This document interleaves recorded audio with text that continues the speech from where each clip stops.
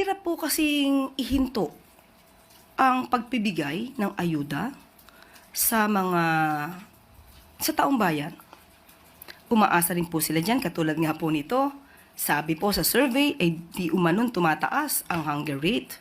Kahit marami na po tayong programa ng ayuda, kaya sabi nga po natin, titignan natin kung saan nanggagaling ito. Hindi po ito mapapahinto agad-agad ng administrasyon. At mas marami po siguro mga kababayan natin ang mag-aalma. Lalo na kung nasanay na po silang kumuha ng ganitong ayuda para po ipantawid sa pang-araw-araw nilang pangangailangan.